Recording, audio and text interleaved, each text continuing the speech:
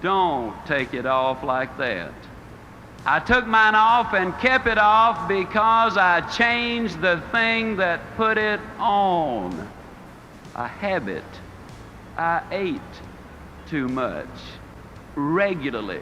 I didn't gain 37 pounds in one weekend. It is one more bite that done me in. It's the little things. I looked at that weight and I realized that all I had to do was lose 1 9/10 ounces a day. And if I lose 1 9/10 ounces a day, then yes, I'm going to lose that weight. And ladies and gentlemen, to the ounce and to the day. 10 months, I had lost exactly 37 pounds. I had set the goal and I had reached it. Now, a lot of times people come to me and they say, Zig, tell me the truth. I'm always amused that people that say, tell me the truth, they're implying, I guess, that have been lying up until then. Tell me the truth now, Zig. How did you feel about getting up in the morning and going out there and doing that running? How'd you feel about it? I'm going to tell you the truth. I hated it. Man, that alarm clock would sound off, you know, and I'd lay there for a minute and I'd think to myself, Ziglar, what's a 46-year-old fat boy like you doing getting up running all over the neighborhood? Your buddies are sound asleep. What are you trying to prove? And then I'd look down at that 41-inch waistline and I would say, Ziglar, do you want to look like you or do you want to look like the guy in the jockey shorts? Well, I didn't want to look like me. No way. So I'd get out of bed. But just because I was running, that didn't mean I had to like it.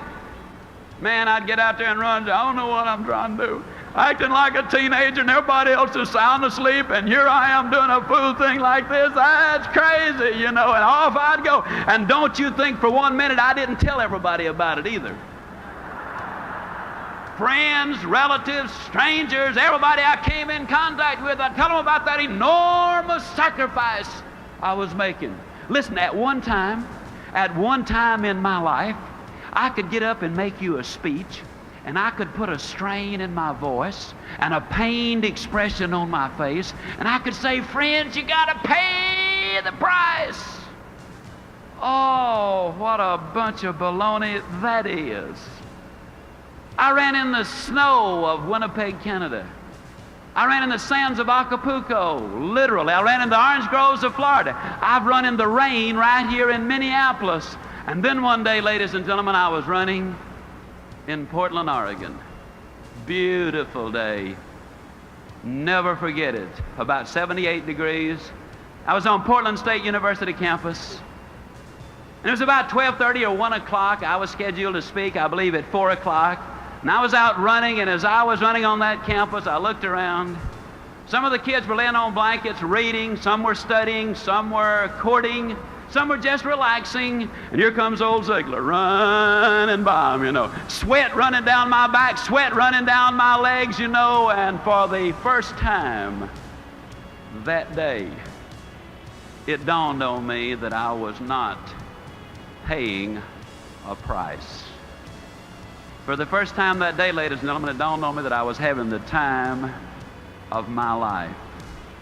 It dawned on me that I was enjoying every single step that I was taking. Today at age 50, I can run 2 miles faster than 98% of the college kids of America. I'm stronger than I was a quarter of a century ago. I can do things that I could not have dreamed of doing just a few years ago. I contend that you do not pay the price for good health. You thoroughly enjoy the price. You pay the price.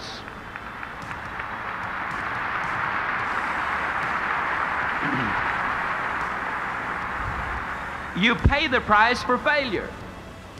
You pay the price for a poor marriage. You enjoy the price of a good one. You enjoy the price of success. You just look at the people who've made it and the people who have not made it. I believe we've got to change our vocabulary. See, ladies and gentlemen, I don't believe you pay the price. I know that you enjoy the price. And I believe we need to change our vocabulary. I'm really talking about changing an attitude, am I not? See, that's what we're talking about here at these PMA rallies, changing attitude. We live basically in a negative world.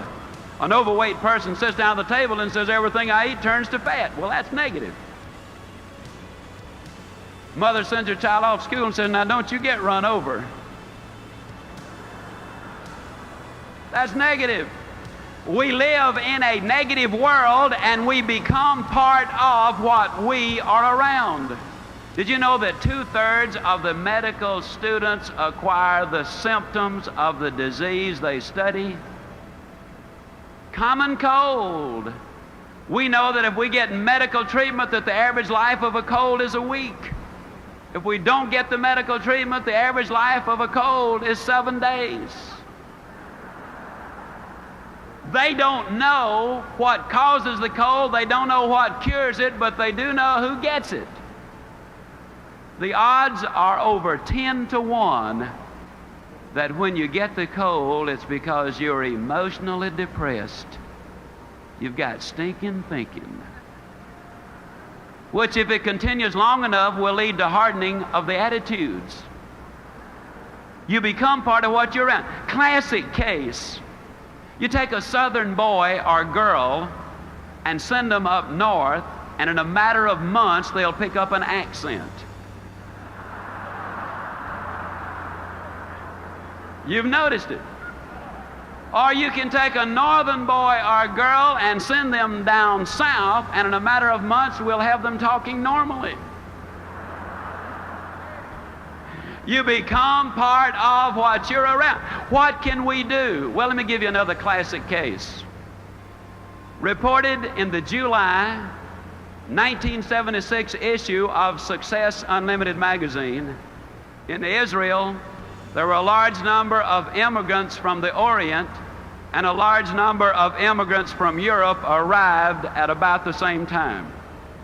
They did an IQ evaluation on both groups. The average IQ of the children from the Orient was 85. The average IQ of the children from Europe was 105. On the surface, it appears that the European Jewish children were a little smarter.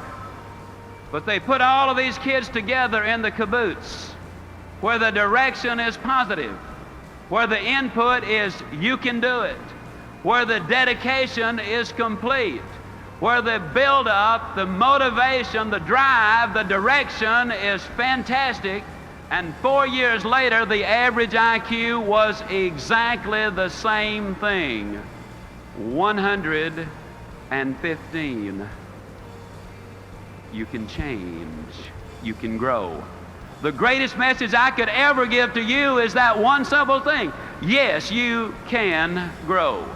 I say it with all of my heart. I know in my mind that man was designed for accomplishment, that he's engineered for success, that he is endowed with the seeds of greatness.